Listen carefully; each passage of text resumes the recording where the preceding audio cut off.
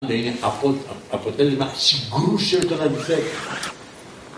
Λέει ο Ηράκλειος, αυτό το μεγάλο θηρίο της φιλοσοφίας, ο μεγαλύτερος φιλόσοφος όλων των εποχών, ακόμα γόνιμος, σήμερα γόνιμος. Αυτός έχει προειδεαστεί και τον Big Bang. Δηλαδή αυτός ο κόσμος που ζούμε ανάβει και σβήνει μέτρα. Δηλαδή εκτείνεται μέσα στο σύμπαν και ξανασυμπυκνώνεται κατά ένα ορισμένο ρυθμό. 485-90 πριν από Χριστό. Αυτός λοιπόν έχει πει την εξής φράση: εκ των διαφερόντων η αρμονία. Η αρμονία είναι αποτέλεσμα πραγμάτων που έχουν μεταξύ τους διαφορετική φορά. Συγκρούσεις. Νύχτα, μέρα. Πρωί, βράδυ. Νιάτα, γερατιά. Ζεστό, κρύο. Όλα αυτά είναι αποτέλεσμα συγκρούσεων και πιο το χλιαρών, το τούτο, το άλλο, όλα αυτά που είναι νήξεις. Λοιπόν, αυτός λοιπόν ο Σοφοκλής βάζει 3-4 τέτοια αντισθετικά μέσα λεκτικά που είναι αριστουργήματα. Τον άνθρωπο τον ορίζει κάποια στιγμή παντοπόρο, αν τελεία, άπορος. Από την άλλη είναι παντοπόρος, ανοίγει δηλαδή πόρους, ανοίγματα παντού. Αυτό σημαίνει και έμπορος. Έμπορος αυτό σημαίνει αυτός που ανοίγει ανοίγμα, που έχει περάσματα να πάει να βάλει το προϊόντα του. Παντοπόρος, άπορος. Παρακάτω. Υψίπολης. Συγκροτεί κράτη, κοινωνίες, πολιτεύματα. Άνω τελεία. Άπολης. Πεθαίνουμε μόνοι. Χωρίς πολιτεία. Χωρίς να ανήκουμε πουθενά. Μόλις πεθαίνουμε, το πρώτο που κάνουμε εκεί μας είναι να πετάξουμε την ταυτότητα. Και παρακάτω, μια έρπη λέει προς το κακό, μια προς το αισθρό. Ανάμεσα λοιπόν σε αυτές τις συμπληγάδες κυκλοφορούμε, μια χτυπάμε από εδώ, μια από εκεί, μια από εδώ, μια από εκεί, συγκροτούμε πολιτεύματα, δίνουμε μια κλωτσιά ουσιαστικά στην καρδάρα και διαλύουμε τα πάντα. Έτσι, αναρχούμενος κόσμος, αναρχούμενες πολιτείες, είμαστε μόνοι μες στον κόσμο, ενώ θέλουμε να είμαστε με άλλους μαζί και ταυτοχρόνως να ανοίγουμε περάσματα και ταυτοχρόνως να βρισκόμαστε πάντα μπροστά στον τοίχο. Μπροστά σε ένα τοίχο πάντα. Αυτό ήταν, αγαπητοί φίλοι, και το αδιέξοδο του αρχαίου ελληνικού πολιτισμού. Δηλαδή η πλήρης εκλογήκευση αυτού του πολιτισμού, γιατί ήταν η αποθέωση του ορθολόγου, έμεινε ακριβώς σε αυτό το σκάνδαλο. Και ξέρετε ποιο είναι το σκάνδαλο? Αυτό που λέει ο Σοφοκλής. Ο Σοφοκλής, μετά τα δεινά που είπαμε πριν, αφού λέει ότι έκανε τούτο, έκανε το άλλο, έφτιαξε πόλεις, έκανε τούτο κτλ., τελειώνει. Φεύξιν μόνον άιδε ουκάν επάξετε. Μόνο το θάνατο δεν μπορεί να αποφύγει. Όλα τα άλλα τα κατόρθωσε. Μετά από αυτή τη φράση όμως λέει, παρόλο που βρήκε 1000 τόσα φάρμακα, και υπήρχαν κάποιοι ανόητοι Γερμανοί που σχολιάζαν και λέγαμε τι το λέει μετά, είναι από τα κατορθώματα του άνθρωπου που είναι πριν. Που έχει κάνει τούτο, που κάνει εκείνο, βρήκε και φάρμακα. Και δεν καταλαβαίνει τι λέει ο Σοφοκλής. Λέει μόνο το θάνατο δεν μπορεί να αποφύγει, μόνο που βρήκε φάρμακα. Του λέει δηλαδή στην παγκόσμια κοινότητα ο Σοφοκλής, δεν είναι αρρώστια ο θάνατος. Μπορείτε να βρείτε πολλά φάρμακα και να φτάσει κάποιος να ζει και 700 χρόνια, αλλά θα πεθάνει κάποια στιγμή. Αυτό είναι, δεν είναι αρρώστια ο θάνατος, ώστε να έχει παρηγοριά θα βρείτε φάρμακο γι' αυτό.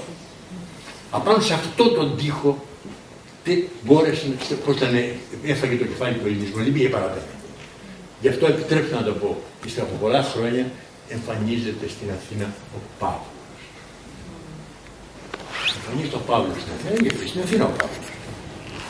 Είχε πάει από την κάτω Ιταλία, είχε κάνει τις αλληλογραφίες με τους Γαλάτας, με τους Ρωμαίους κλπ. Και στην Αθήνα. Ήρθε στην Αθήνα. Περιγράφει ολόκληρη την εδώ επισκεψή του ο Λουκάς της πράξης Αποστόλου. Έρχεται στην Αθήνα, τον υποδέχτηκαν 2-3-4 άνθρωποι που τον ξέρανε και πέρασε την αγορά, είπε εγώ θέλω, νομίζω ότι ο μεγαλύτερος πώς τα λένε, προπαγανδιστής των αιώνων. Ήταν καταπληκτικός. Όλοι οι προπαγανδιστές οι μεγάλοι που ήταν ουσιαστικά, πώς να πούμε, απλές οδοντόπαστες μπροστά του.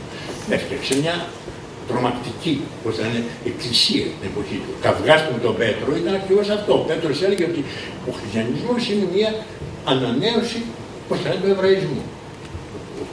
Ο Παύλος έλεγε ότι είναι παγκόσμιο κίνημα. Γι' αυτό και έστελνε φετφάδες στους Γαλάτες, στους Ρωμαίους, στους Εβραίους, στους Θεσσαλονικείς. Έστελνε ιντερεκτίβες παντού, σε όλο τον κόσμο, τον γνωστό κόσμο της εποχής. Εκείνης. Λοιπόν, έρχεται λοιπόν στην Αθήνη και λέει: εγώ θα μιλήσω, προσέξτε, ο άνθρωπος καταλαβαίνει, από την Πνίκα. Θέλω να πω στην Πνίκα, να μιλήσω από εκεί που μίλαγε ο Δημοσθένης. Εμφανίστηκαν λοιπόν άλλοι, και όμως που περνούσε μέσα από την, προσέξτε, λέει ο Λουκάς, την κατίδωλον αγορά. Όλη η αγορά της Αθήνας ήταν γεμάτη από διάφορους, πώς θα είναι, βομούς. Στον Άμμονα Ρά, στον Όσιρη, ακόμα και στον Μολόχ υπήρχε βουλούς.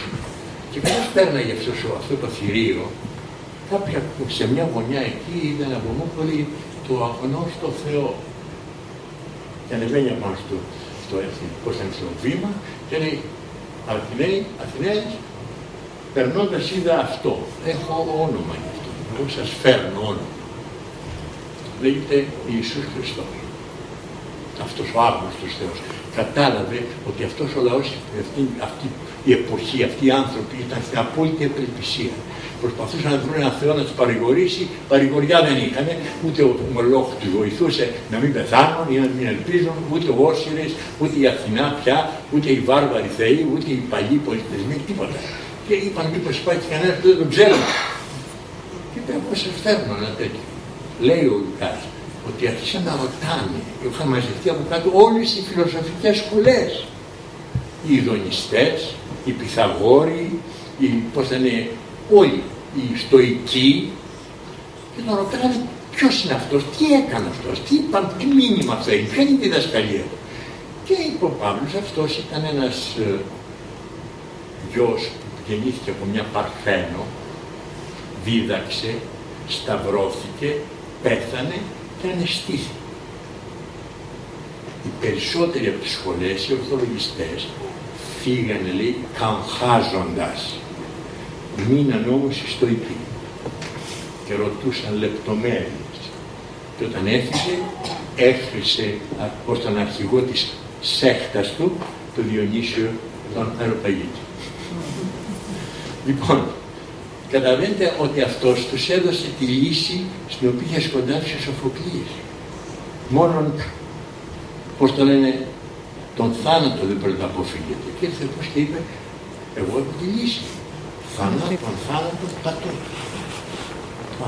Θάνατον πατώ. Πάμε από μια μεριά. Αυτός έδωσε τη λύση. Δεν έχει σημασία αν μας λυτρώνει ή αφού έχουμε τις απορίες μας. Αυτός έδωσε μια άλλη διάσταση. Εκεί όμως ήταν ο τείχος τον οποίο σκόνταψε ο ελληνισμός. Εκεί δεν μπορούσε να συλλάβει την έννοια, πώς το λένε, του μεταθάνατου. Η εικόνα που έχουν οι αρχαίοι για το θάνατο είναι ο αραχτισμένος άντρας. Είναι τέτοια εκεί, δεν υπάρχει ούτε μετάνοια ούτε τίποτα. Για όσους από εμάς έχουν μια επαφή με τα ομηρικά κείμενα, η κάθοδος του Οδυσσέα στον Άλπη, το λάμπη της Οδύσσειας, είναι χαρακτηριστικό. Κατεβαίνει κάτω να μάθει αν θα φτάσει ποτέ στην Ιθάκη. Σκάβει ένα λάκκο, περνάει τον ωκεανό. Η αρχαία βιογραφία λέγει ότι η γη ήταν ταψί και γύρω ήταν ένα μεγάλο ποτάμι που λεγόταν ωκεανός. Και πέρα από τον ωκεανό ήταν η γη των Κυμμερίων, η γη των νεκρών. Πέρα στον ωκεανό, ο Οδυσσέας πήγε στη γη των Κυμμερίων, έσκαψε ένα λάκκο βαθύ, έσφαξε δύο μαύρα πρόβατα, μαζεύτηκε αίμα και φούντισαν οι νεκροί να πάνε να πιούνε από κάτω. Ήρθε η Τεμίστρα, ήρθε ο Αίγιστος, ήρθε ο Κυρασίας για να τον ρωτήσει αν θα φτάσει ποτέ στην Ιθάκη και του είπε: θα φτάσεις.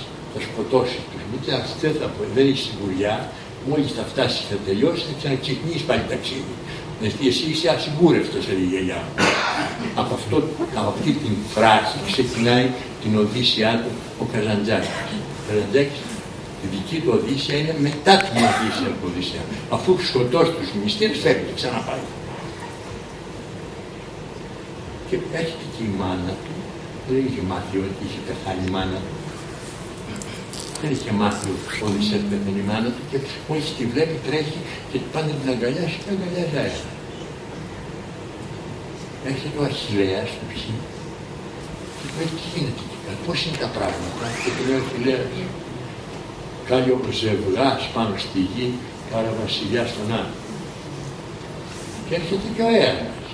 Και μόλις ο Έρνας τον βλέπει, ρίζει την πλάτη και φεύγει. Και του λέει ο Οδυσσέας, ωραία άνθρωπε μου, εντάξει, απάνω στη γη είχαμε αντιπαλότητα. Ακόμα και κάτω στη γη κρατάει αυτό το μίσος, που σημαίνει δεν άλλαζαν οι άνθρωποι όταν κατεβαίνανε κάτω, δεν υπήρχε μετάνοια, δεν υπήρχε τίποτα. Ό,τι κουβαλάγανε από πάνω το φέρνουν και κάτω.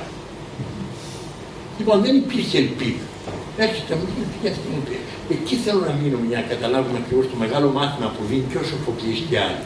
Ότι ουσιαστικά το τέρμα ήταν ο θάνατος. Αυτό που για τους χριστιανούς ήταν το σκάνδαλο του θανάτου.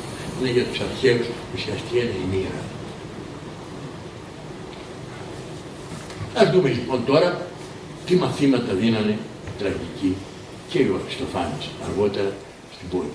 Τι θέματα συζητούσαν. Δεν μπορεί να μείνω εξαντλητικός, θα μείνω σε ορισμένα θεμελιώδη θέματα αν τα τραγωδία. Στους Πέρσες, το αρχαιότερο δράμα της ανθρωπότητας.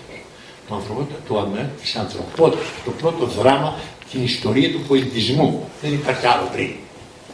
Και κάτι άλλο που πιθανόν δεν το συνειδητοποιούμε συχνά. Η τραγωδία, το λέμε συνήθως, δεν γεννήθηκε στην Ελλάδα.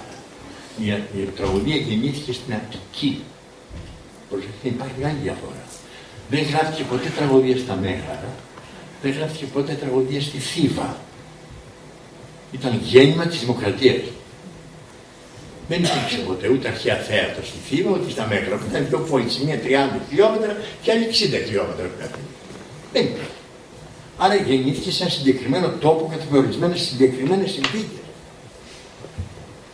Γιατί έγινε ουσιαστικά αυτό που σας είπα, σχόλιο της δημοκρατίας. Δηλαδή ουσιαστικά ήταν δημόσιο σχολείο που βεντιάσαν τα μεγάλα προβλήματα υπάρξεως, πολιτικής συμπεριφοράς, ήθους, ηθικής και οικονομίας πολλές φορές μέσα στην πόλη. Περνώντας τα μέσα από το κύρος των μύθων. Ο μύθος ουσιαστικά ήταν το μεγάλο, λέει ο Αριστοτέλης στον ορισμό, το μύθος μέγιστον πάντων. Το μεγαλύτερο πράγμα είναι ο μύθος. Πρέπει να έχει μια ιστορία να πει. Πάνω και συμβολική ιστορία, αναφορά στην ιστορία. Μπορεί να υπάρχει τραγωδία χωρίς μουσική, χωρίς λέξεις, να είναι μόνο μηνική, να είναι χωρίς τίποτα. Δεν μπορεί να μην υπάρχει χωρίς μύθος. Κάτι θα αφηγηθεί. Λοιπόν, αυτός ο μύθος λοιπόν ήταν διδακτικός μύθος. Δεν ήταν ένα θέμα παρεμυθιού, αλλά να ακούσετε μια φορά για έναν γερό τι έγινε. Ήταν ακριβώς ένα πρόσχημα για να υποθούν πράγματα της μέρας, αυτά που συζητιόντουσαν. Ποιο είναι λοιπόν το μήνυμα των Περσών, της πρώτης τραγωδίας που σώθηκε. Μην πούν μερικοί ότι είναι ιστορικό δράμα, ότι αναφέρεται στη Σαλαμίνα. Ναι, αυτό είναι. Όταν το παίζουν σήμερα οι Ιάπωνες, ξέρουν που πέφτει η Σαλαμίνα. Ξέρουν τι σχέση είχε αυτό το πράγμα με την αρχαιότητα. Τι είναι εκείνο που ερεθίζει. Υπάρχει χωρί παράσταση εκπληκτική, πώς το λένε, κορεάτικη του Περσών. Τι είναι αυτό που τους ερεθίζει, που τους ενδιαφέρει και περνάει σήμερα ως μήνυμα. Η αλαζονία της εξουσίας. Αυτό είναι όλη η ιστορία. Ένας Ξέρξης, ο οποίος από αλαζονία οδήγησαν ολόκληρο λαό στην καταστροφή. Προσέξτε όμως που είναι το μάθημα της ιστορίας και που δεν έγινε αποδεκτό, γιατί ακριβώς δυστυχώς οι ποιητές διδάσκουν κάτι, αλλά οι λαοί δεν το παίρνουν χαμπάρι πολλές φορές. Το παίρνουν χαμπάρι όταν είναι αργά πια. Παίζεται αυτό το πράγμα από το 474, 3-4 χρόνια μετά από τη Σαλαμίνη. Ο Ισχυρός ήταν ένας Σαλαμινομάχος. ήταν επιπλήρου, πολέμησε εκείνη τη μέρα. Έριξε τόσους, σκότωσε Πέρσες. Γράφει λοιπόν αυτό το έργο και ρωτώ, ποιος Πέρσης ποτέ είδε τους Πέρσες του Εσχύλου? Είδε κανένας Πέρσης του Εσχύλου? Υπήρξε τότε τουριστικό κύμα? Έμαθαν ποτέ οι Πέρσες ότι ανέβηκε ένα έργο θεατρικό που δεν ξέραν τι σημαίνει θέατρο? Οι Πέρσες, όπως δεν ήξεραν όλος ο κόσμος στην εποχή εκείνη, του 476 πριν από τον Χριστό, ότι παίχτηκε ένα θεατρικό κείμενο, ένα θέατρο, μια καινούργια τέχνη στην Αθήνα που είχε θέμα πώς ήταν την ήττα των Περσών στη Σαλαμίνα, όταν ο ίδιος ο Εσχύλος έχει τοποθετήσει το θέμα στην Περσία. Οι Πέρσες θρηνούν. Οι Πέρσες εισπράττουν την ήττα, όχι οι Έλληνες. Και κάνει ένα μεγάλο μάθημα στη δημοκρατία. Σε ολόκληρους τους Πέρσες δεν υπάρχει ούτε ένα ελληνικό όνομα. Δεν ακούγεται το όνομα του Θεμιστοκλή. Ο Θεμιστοκλής είναι παρόν από κάτω, στην πρώτη σειρά. Και ξέρετε ποιος ήταν ο χορηγός των Περσών? Ο Τσίμων, ο αντίπαλός του πολιτικά, του συντηρητικού κόμματος. Αυτός πλήρωσε. Πλήρωσε ο Τσίμων για να μιλήσουν για την νίκη στη Σαλαμίνα που ο Θεμιστοκλής ήταν ο δημιουργός, ο αντίπαλος. Δεν ακούγεται όμως το όνομα κανενός Έλληνα. Ακούγονται 102 περσικά ονόματα. Ακόμα και ο τελευταίος λοχαγός. Για να δώσει το μήνυμα ότι προσέξτε, η Περσία ήταν μια μαζική αυτοκρατορία. Όμως οι πόλεμοι σκοτώνουν ανθρώπους συγκεκριμένους, Νικολόπουλο, Παυλόπουλο. Αυτοί είναι πώς θα είναι οι άνθρωποι. Δεν είναι πώς να έπεσαν στη Χειροσίμα και σκοτώθηκαν 5.000 κόσμος. Ήταν 5.000 προσωπικά δράματα. Κάποιοι πατεράδες, κάποια αδέρφια, αυτοί ήταν που πεθάνανε. Αυτό κανένας δεν το συνειδητοποιεί. Και δεν είναι θέμα μόνο ασιατικής αντίληψης. Παρακαλώ, δεν είναι θέμα ασιατικής αντίληψης. Όταν κάποια στιγμή, πώς το λένε, έγινε το πραξικόπημα του Πινοσέτ στη Χιλή, εμφανίστηκαν οι επιτελείς, πώς λένε, του Αλιέντε και του είπανε βγάλαν κατάμιση. Τι να κάνουμε, είπε ο Αλιέντε, εκλεγμένος πρόεδρος της Δημοκρατίας. Του είπανε να κατεβάσουμε τις μάζες. Και είπε, πόσες μάζες χρειάζομαι για κάθε τάγκ? Μπήκε στο διαμέρισμά του και αυτοκτόνησε.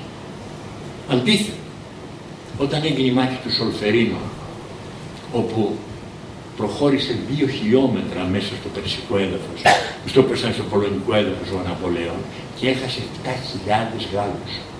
7.000 νεκρούς και προχώρησε 2 χιλιόμετρα. Και τη νύχτα του είπαν οι επιτελείς του, αυτοκράτορα, δεν είναι κρίμα? 2 χιλιόμετρα με τόσους νεκρούς, ξέρετε τι είπε ο Ναπολέον? Είναι γραμμένο. Είπε, πέρα αδερφέ, όσο θα κοιμάται μια Γαλλίδα με ένα Γάλλο, θα έχουμε στρατιώτες. Η έννοια της μάζας και η έννοια του ατόμου, η ελληνική αντίληψη ότι ο άνθρωπος είναι το κεντρικό πρόβλημα, δεν είναι η μάζας. Λοιπόν, στους Πέρσες αυτό το μάθημα δίνει ο Εσχύλος γενικώς, δεν είναι θέμα μαζικότητας. Γι' αυτό αναφέρει έναν όλα στους νεκρούς στρατηγούς, λοχαγούς του περσικού στρατού. Δεν κάνει την τιμή σε κανέναν ηγέτη της δημοκρατίας που νίκησε, για να ξέρετε τι τους λέει. Αυτό είναι το μεγάλο μάθημα. Νίκησε η δημοκρατία, η οποία παράγει τέτοιους ηγέτες.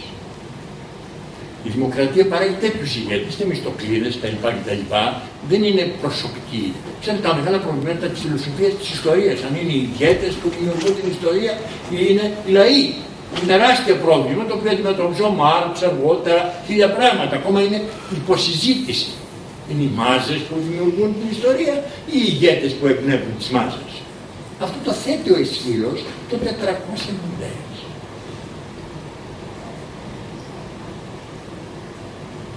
Δεύτερο μάθημα.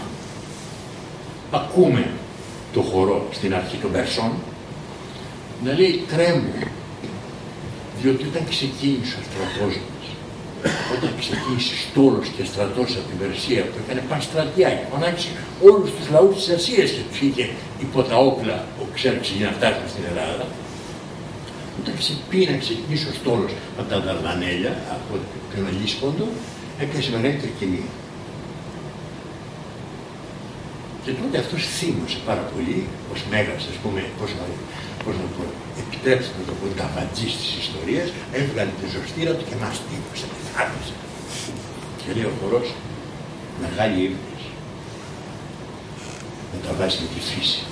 Και σε λίγο ακούμε τον Αγγελιοφόρο να μιλάει για τη μύτα του Περσικού στρατού στη θάλασσα. Και όταν τα κατάλοιπα του στρατού πεζού φτάνουν, βγαίνουν να πάνε και φτάνουν στο Στριμώνα, έχει παγώσει ο Στριμώνας, έχει αρχίσει να είναι χειμώνας πια, σαν και τώρα, και μπαίνουν στην όχθη και να τα περάσουν το πρωί. Και την ώρα που θα περάσουν το πρωί και είναι κρυσταλλιασμένος ο Στριμώνας, βγαίνει ένας ωραίος ηλιάκος ελληνικός, και την ώρα που περνάγαν πάνω από τις βαριές της πανοπλίες, βουλιάζανε. Και τότε λέει ο χορός, ήταν η εκδίκηση από το μαστίγωμα του Ελίσκων. Το πρώτο οικολογικό μήνυμα στην ιστορία. Το πρώτο οικολογικό μήνυμα. Ότι η φύση εκδικείται, δεν μπορεί να περάσει τα όρια της. Τι άλλο μάθημα να δώσει. Δεν το άκουσε όμως αυτό το μήνυμα η Αθήνα. Δεν το άκουσε. Ο Θεμιστοκλής ήταν από κάτω. Δεν ξέρω αν θύμωσε, δεν άκουσε το όνομά του. Το γεγονός είναι ότι η Αθήνα ακολούθησε ακριβώς την πορεία που ακολουθούν το έργο του Αισχύλου. Τελειώνει ολόκληρη η δημοκρατία με ένα θρήνο ανάλογο με τους Πέρσες. Το τέλος αυτού του αιώνα, δεν πέρασε πολύ, η Αθήνα όχι απλώς ηκάται. Έχει την καταστροφή την ίδια που έπαθε εξαιτίας των ηγετών της. Ένα από την εξαιτία του Θεμιστοκλή, εξαιτίας του Κλέωνα, εξαιτίας του Αλκιβιάδου. Όλοι αυτοί την πήγαν στον γκρεμό. Τους είχε προειδοποιήσει, προσέξτε πάρα πολύ, η αλαζονία των εξωτερικών μπορεί να οδηγήσει ένα ολόκληρο λαό στην καταστροφή. Γιατί μέσα εκεί και ο Περικλής είχε τις ευθύνες. Ο Περικλής έκανε περίφημο μεγαλικό ψήφισμα. Δημιούργησε πρόβλημα, έκανε εμπάργκο, που θα λέγαμε σήμερα, στα Μέγαρα. Ό,τι έγινε, παραλίγο να έχουμε τον Τρίτο Παγκόσμιο Πόλεμο με το εμπάργκο στην Κούβα. Όταν αποκλείστηκε από τον Κέννεντι η Κούβα και απαγορεύει να περάσει τα εμπορικά πλοία στην Κούβα, ξεκίνησαν πλοία από τη Ρωσία με πυρηνικό εξοπλισμό. Και τότε για πρώτη φορά συναντήθηκε ο Χρουστσόφ με τον Κέννεντι. Και τα βρήκαν κάποια στιγμή. Το έκανε ο ίδιος τα Μέγαρα ο Περικλής αυτό. Απέκλεισε τα Μέγαρα, το οποίο ήταν σπαρτιατικής εμπνεύσεως, ήταν κορινθιακός, πώς το λένε, σύμμαχος τα Μέγαρα. Και έτσι ξεκίνησε ο πόλεμος. Οι μεγαλύτερες διαμαρτυρήθηκαν, με το ζόρι οι Σπαρτιάτες μπήκαν στον πόλεμο, αλλά μπήκαν, γιατί αυτοί αρνιόντουσαν να κάνουν εκστρατείες προς το παρόν. Και έγινε το περίπου συνέδριο της Κορίνθου και αποφάσισε πια να μεταφέρει για τον αποκλεισμό των μεγάλων. Με μια βασική ουσιαστικά, πώς τα λένε, οικονομική καταστροφή της Αθήνας. Ποιο ήταν το βασικό εμπόρευμα που εξήγαγε η Αθήνα? Αγγεία. Τα μεγάλα της Αγγεία, με τη μεγάλη εικονογράφηση. Ποιος ήταν ο ανταγωνιστής της Αθήνας στα Αγγεία? Η Κόρινθος. Τα κορινθιακά Αγγεία. Τα κορινθιακά Αγγεία ήταν λαϊκότερα Αγγεία. Ήταν πολύ πιο λαϊκά. Ήταν, ας πούμε, τα λέμε μέσα φόβ, λιγάκι. Η Αθήνα ήταν καλλιτεχνικά. Μην ξεχνάμε ότι ήταν τέτοια η τιμή που δίναν στα Αγγεία, ότι υπέγραφαν και οι δύο δημιουργοί. Απάνω στο Αγγείο γράφει Νικόδημος επίησεν, πλάστης, Λέανδρος έγραψε. Ποιος το ζωγράφησε? Έχουν την υπογραφή δύο καλλιτεχνών. Λοιπόν, αυτό όμως προσέξτε. Τι σημαίνει οικονομία και πώς σου δείξει πιθανά ο Μάρξ κάποια στιγμή αργότερα. Η λάσπη, το υλικό το πρώτο για τα Αγγεία, οι Αθηναίοι το προμηθεύονταν από την περιοχή των Μεγάρων. Εκεί ήταν το καλύτερο χώμα αργυλικό για να μπορούν να φτιάξουν Αγγεία. Που σημαίνει αυτομάτως ακρίβεινε η πρώτη ύλη. Και φυσικά κρούβινε το προϊόν τους. Δηλαδή έγινε δύσκολο για την αγορά.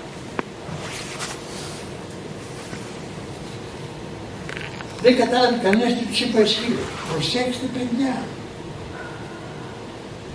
Θέλετε να δείτε την πορεία που έκανε ο Ξέρξης από την Αλαζονία αναβαστικό στο Πέλαγος μέχρι τον να ορίεται και να ζητάει συγγνώμη από το λαό του, ταπεινός, κουρελής, όταν γύρισε πίσω που τον συνοδεύουν και τον μουτζώνουν μια ολόκληρος λαός. Είναι η πορεία του Θεμιστοκλή. Ακριβώς. Ο Θεμιστοκλής, λέω, δεν το λέω εγώ, το λέει ο Πλούταρχος στη βιογραφία του εκεί που έχει 35 βιβλία αναφοράς μέσα στον Πλούταρχο, λέει, όπως λέει ο τάδε, όπως λέει ο τάδε, όπως λέει, είχε βιβλιογραφία στην εποχή, δεν τα έχουμε εμείς. Δεν είναι δηλαδή αναφέρεται πώς είναι βιογραφικό, αναφέρεται σε πηγές. Όταν ξεκίνησε, λέει, γιος, όπως είπαμε, όχι γνήσιος Αθηναίος, ήταν Αλαζόνας, ακόμα ως έφηβος. Του άρεσε να φοράει πολύ ωραία πράγματα, να αγοράζει δύσκολα, πώς θα λένε, ρούχα, ακριβά ρούχα, να νιζόταν εύκολα κτλ. Με αυτόν τον τρόπο κάποιες μέρες να ανεβαίνει και να κάνει δημοφιλία, όταν κάποια στιγμή έφτιαξε την εξουσία, ανέλαβε την εξουσία, τι έκανε? Έκανε διεύρυνση του εκλογικού σώματος, έδωσε τα εκλογικά, έκανε γνήσιος Αθηναίος και το δικό του μαράζι, τους μισούς, πώς το λένε, Αθηναίος, τον διπλάσιο αριθμό των Αθηναίων, διπλασίασε τους εκλογείς, οι οποίοι τον βγάζουν πια μονίμους. Πια από εκεί πέρα. Ναύτες, παροίκους που ήταν εκεί, τους έδωσε το προνόμιο του Αθηναίου πολίτη. Διπλασίασε τους Αθηναίους πολίτες. Και όταν έρχεται η ώρα της Σαλαμίνας και γίνεται το Συμβούλιο, όταν το λέει αυτά όλα έξω, ο Ηρόδοτος. Γίνεται το Συμβούλιο, το στρατιώτη, τι κάνουμε παιδιά? Ήρθε ο στόλος, ο Ρωσικός και μπήκε στα στενά των Θερμοπυλών. Συγγνώμη, της Σαλαμίνας. Κάνουν το στρατηγικό συμβούλιο, το τελικό συμβούλιο. Αρχηγός του επιτελείου έχει ανακριθεί στον Ευρυβιάδη, ο οποίος είναι Σπαρτιάτης, το κάνανε επίτηδες για να τους κολακέψουν. Οι Σπαρτιάτες δεν είχαν πάει στο μαραθώνα. Κάνουν συζήτηση, συζητάνε, τα λένε δεν μας συμφέρει να δώσουμε εδώ. Μάλιστα είναι πολύ στενά, είναι τα στενά, θα είναι δύσκολα πράγματα, είναι περισσότερα, πενταπλάσια πλοία οι Πέρσες, πρέπει να πάμε στον Ισθμό. Ο Ισθμός ήταν η τρίτη γραμμή άμυνας της Ελλάδος. Η πρώτη ήταν τα Τέμβη, η δεύτερη ήταν το Θερμοπύλες, το τρίτο ήταν ο Ισθμός.